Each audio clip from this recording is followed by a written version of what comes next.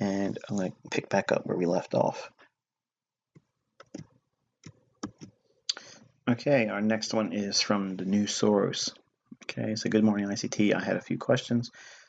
How do you trade trending markets like the one unfolding right now in the currencies? Seems like I have everything wrong. Is there something that you thought that works better in this condition? Knowing that most of us learned trading in consolidating markets. Well, you're using the underlying institutional order flow as a supporting basis for the trade. Is the market trading higher? Then we're going to be looking for support to be found at all down closed candles and or swing lows that are broken and rejected back. In other words, it dips down below to pick up sell stops and rejects that. Then we would go back into looking for down closed candles supporting price. There's nothing really more that you need to be worrying about, especially when in a trending market, because everything should be supported in terms of institutional order flow as I teach it.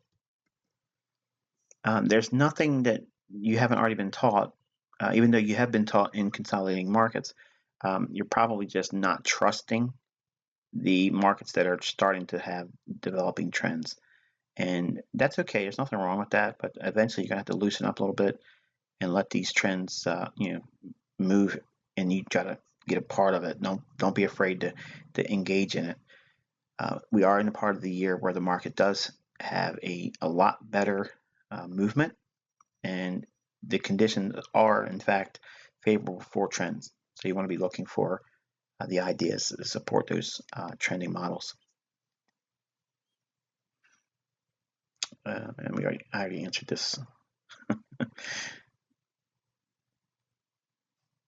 Let's see, Fred, is that a 5K account you've run up? I'm assuming you're referring to the demo account that I did 120% on in the month of September. That was a $10,000 account.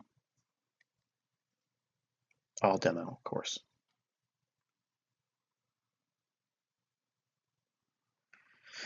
Michael, how is the action and reaction of price likely to differ between fair value gaps occurring in premium arrays and fair value gaps occurring in discount arrays? When the bias is bullish, when the bias is bearish. How is the action and reaction of price likely to differ between fair value gaps occurring in premium arrays and fair value gaps? There is really no distinction between them. Like, I don't see any superiority or distinction between the two. It's pretty much the same thing. You're filling in an area of inefficiency, so one-sidedness on the marketplace just gets filled in. So I don't think there's any kind of one's better than the other, or if there's any measurable distinction between the two.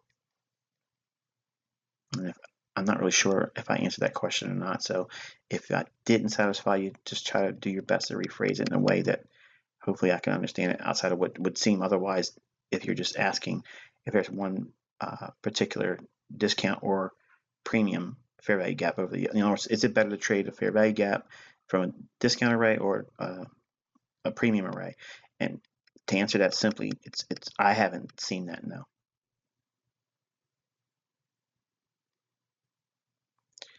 All right, Michael, could you please advise on whether I have correctly identified the fair value gaps on the Euro-Pound monthly chart?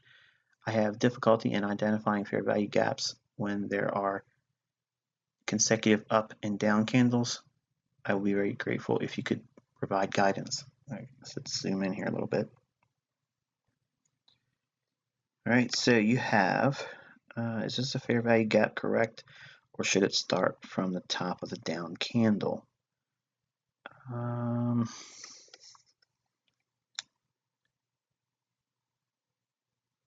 I would like, well, it's two. You can do two areas. You can do the top of this candle here because price trades through that after it's been going down.